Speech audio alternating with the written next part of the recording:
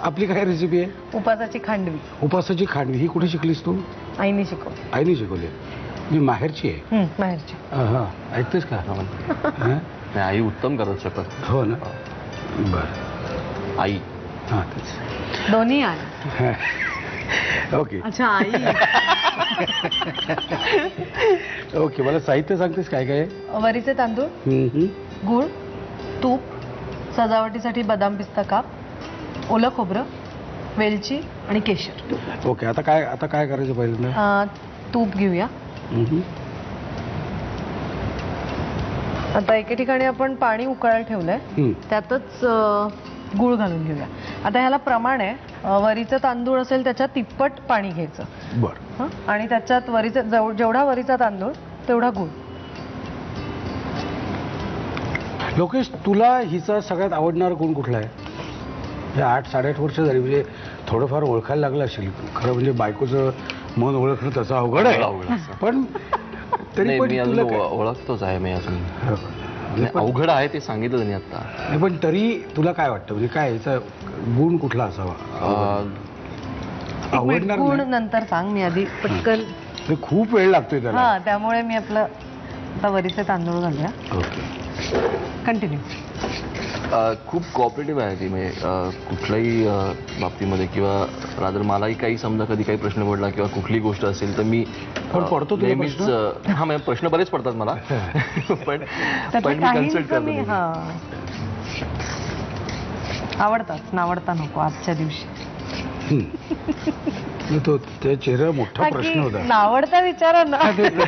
तसं असं डोळ्यात होतं. आता नावडता विचार नाही काय रे, असं काय करत? एवढं सांगितलं तर एवढं तरी मला बोलायला चान्स दे. आणि तुझ्या मते त्याचा काय आवडता गुण आहे? खूप सपोर्टिव्ह आहे तो. त्याच्यानंतर खूप काळजी घेतो आमची, म्हणजे माझी आणि माझ्या मुलीची, माझ्या आईची, त्याच्या आईवडिलांची, सगळ्यांचीच तो खूप काळजी घेतो. त्यामुळे तो खूप मोठा गुण आहे. आणि तो खूप उत्तम स्वयंपाक करतो. हा दुसरा गुण आहे चांगला. यात आपण आता वेलची.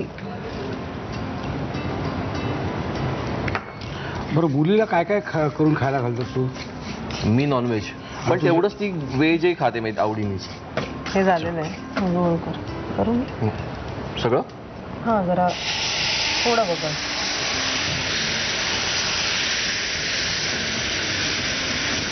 ठेवू? हो, हे मंद आचेवरच शिजवायचं, कारण ते वरीचे तांदूळ मुळात शिजले पाहिजेत. Okay okay okay. मग मला एक सांग, ही जी आता सात जन्म हाच नवरा असू दे, ही जी काही कन्सेप्ट आहे, याच्याबद्दल तुझं काय म्हणणं आहे? खरं सांगू का, मी फार क्वचित बायका किंवा जुन्या बायका अशा असतील की ज्यांना 7 जन्म हाच नवरा. कारण तुम्ही असं काही पाळत नाही. तुम्हाला प्रत्येक जन्मी नवीन बायको असली तर काय हरकत नाही. मग आम्हाला का ना, असं एक माझं म्हणणं आहे. पण खरंच चांगला विचार आहे. तुम्ही सुटाल ना. आम्ही जर असा वर मागितला की आम्हाला 7 जन्म हाच नवरा हवा, तर तुमच्याही नशिबी 7 नवीन काहीतरी जन्म पाहिजे ना अनुभव आपल्याला. त्यामुळे तसं काही करायचं भानगडीत पडायचं नाही. ते आपोआप होतं पुढच्या जन्मी. तुझंही हेच म्हणणं? हो, अगदी. माझा पूर्ण पाठिंबा आहे. मी कधीच विरोधात जात नाही तिच्या. आणि आता 1 चमचा आपण ओलं खोबरं घालूया ह्यात, नाही ते मिळून यायला. थोडं पाणी घालायला लागेल आपल्याला.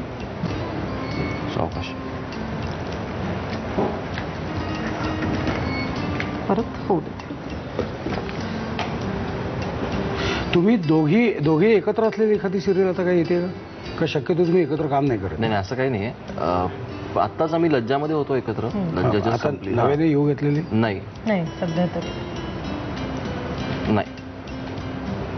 नाही. येते सिरियल सांगतोय मी.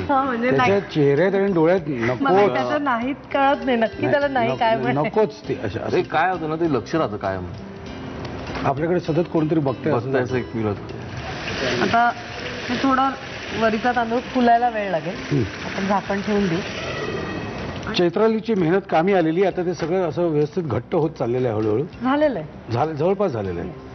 बरोबर. आता काय करणार तू? आता हे थापायच्या वड्या. खांडवीची वडी जाड असते, त्यामुळे हे जाड थापायचं आपल्याला. हे आधी आपण खोबरं घालू. कसं येतो? हे आपल्या आवडीनुसार चेपून घ्यायचं, हात घालायचं. थंड झालं की खायला सुरुवात करायचं. बसला झाला. काय धक्का बसला कसला? हो चल लिहून घ्या साहित्य आणि कृती.